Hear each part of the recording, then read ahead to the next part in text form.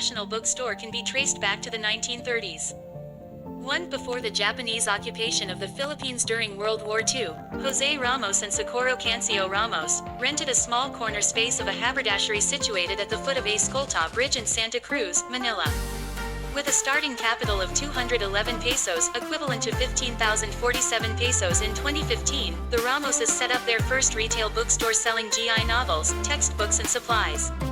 During World War II, the store shifted to selling sold candies, soap, and slippers due to stringent book censorship. The store experienced success but was burned down during the 1945 Battle of Manila, rebuilt again and reverted to selling textbooks and stationery. The opening of the rebuilt National Bookstore at the corner of Solar Street and Avenida Rizal coincided with the first academic school year after the war. In 1948, the store was destroyed by a Typhoon Jean, but a new two-story building with a mezzanine was built to host National Bookstore. 3. National Bookstore began selling greeting cards in the 1950s depicting Philippine subjects to showcase local culture and traditions. The bookstore also launched a publishing program with international publishers such as McGraw-Hill, Prentice Hal, Lippincott, Addison Wesley. In 1955, the Ramoses were able to acquire a lot owned by the Guerrero family, where they erected the 9-story Albuquerque building in 1963, which was named after Alfredo, Benjamin, and Cecilia, where a National Bookstore was hosted. 3. National Bookstore accumulated enough capital after several years to acquire rights to reprint foreign brand greeting cards for the Philippine market. The bookstore had rights to reprint cards by Gibson for a few years. In 1973, outbid a more established competitor for a Philippine franchise of the greeting card brand, Hallmark. The Ramoses' children proposed expanding the scope of National Bookstore, and a branch along Recto Avenue was opened, an area often frequented by students. In the 1970s, branches were opened in shopping malls in Makati and Cubao, Quezon City. 3. For the next decade since the opening of the Recto branch, the bookstore grew with shopping mall owners approaching the Ramoses to set up a store inside their properties. The National Bookstore became one of the top 100 Philippine corporations in 1988, registering profits of $1 million on gross revenues of $34.7 million. The bookstore chain also became one of the top 500 of the list by Retail Asia Pacific, ranking 308th in 2004. 2. In 2015, National Bookstore captures the majority of the Philippine book market, having a share amounting to 80%, and operates around 127 branches across the Philippines. It also operates Metrobooks, which opened in Hong Kong in 2007, a subsidiary based in the former British Crown Colony. 2. With the pending entry of National Bookstore into the Philippine Stock Exchange through the renaming of Vulcan Industrial and Mining Corp., another Ramos-owned company, into National Bookstore Retail Corp., they would now also venture into wholesale, publishing, printing, manufacturing, and distribution. National Bookstore, the Philippines' largest chain of bookstores, is the featured success story for today as we witness the life story of the woman behind it, Socorro Ramos, or more commonly known to her staffs as Nene Coring. Her story is truly an inspiring one, as she built the business National Bookstore from scratch with a lot of challenges and hurdles, as she and her husband Jose Ramos literally built and rebuilt the business 3 times from scratch. That's the true entrepreneurial spirit with enough courage and determination.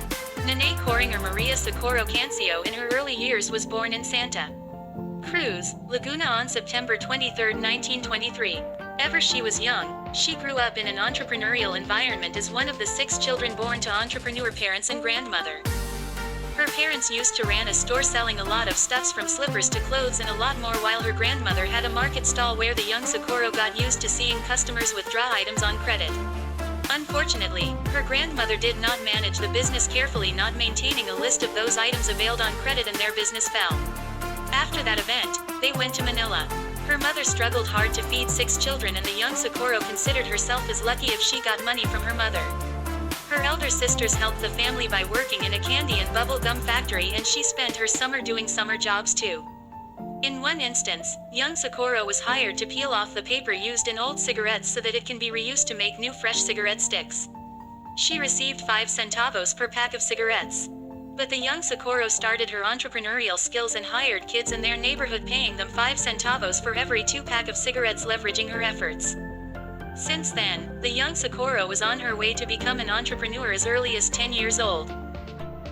Immediately after graduating from Arellano High School, she worked as a salesgirl at Goodwill bookstore owned by the family of her present husband Jose Ramos.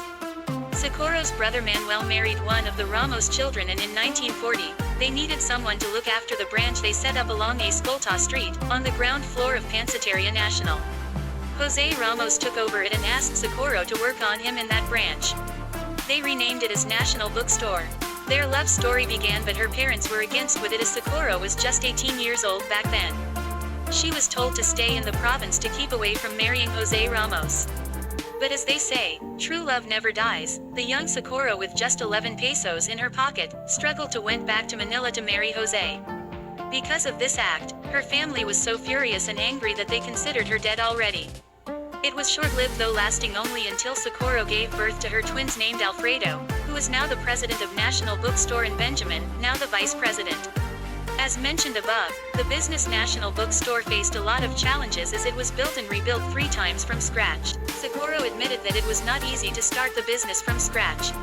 She recalled that during the Japanese occupation, they would look on each and every book title on sale. If they found questionable books, they would just tear the pages off, leaving them useless. So instead of selling books, Socorro and Jose decided to fill their bookshelves with stuffs from candies, soap, slippers, papers, and cigarettes. During the war, she would transfer goods to her smaller stores. Second, when the Japanese were driven away, it was now the time for the Americans. Their National Bookstore stall in Escolta was damaged in the war. They recovered a bit by selling unused greeting cards and uncensored books, which they had hidden in their home. In 1945, they relocated their National Bookstore, previously located at Escolta, to Avenida. The business is doing quite well during first few post-war school years, but unfortunately, 3 years after, a typhoon blew the roof of their store and they were left with soap books and stuffs that were worthless. Again, for the 3rd time, they have to start from zero. They struggled hard to rebuild National Bookstore for the 3rd time. But since then, every centavo that they earned were used to buy the lot where the Rizal Avenue branch of National Bookstore stands to this day. Today, National Bookstore is considered as the largest chain of bookstores in the country. They have ventured into several businesses already, such as a convenience-type store named NBS Book Express, publishing companies named Cacho Hermanos Printing Press, Anvil Books and Capital Atlas Publishing, another bookstore named Power Books, music store named Tower Records and Music One, Gift Gate, the home of Hello Kitty and Swatch, and a department store named Crossings Department Store. Socorro's children and relatives ran all these. Socorro Ramos' life and success story and the challenges that she faced with her business National Bookstore business was another inspiring story. In fact, it was recognized when she was chosen as the Ernst & Young's Philippine Entrepreneur of the Year in 2005. Today, at the age of 85, Socorro Ramos or Nene Coring acts as the general manager of National Bookstore. And she told that the core values in her success are to keep learning, being actively involved in the business, being able to read changes and act on them immediately, and most of all, never give up. National Bookstore Achievement, Entrepreneur of the Year in 2005. Ernst & Young bestowed the second Entrepreneur of the Year Philippines Award to National Bookstore's founder and chairman, Mrs. Socorro C. Ramos. This prestigious award is bestowed to an individual that best embodies entrepreneurial spirit, financial performance, strategic direction, community global impact, innovation, and personal integrity influence. The award is presented annually in more than 125 cities in 40 countries worldwide. Hard work, perseverance, and a keen sense of entrepreneurship may be attributed to her success. Winning the award is a true testament to Mrs. Ramos' dedication and innate passion to her life's purpose. It was a defining moment in National Bookstore's history and one that would surely fire the flames for the future generation to carry on the company's legacy.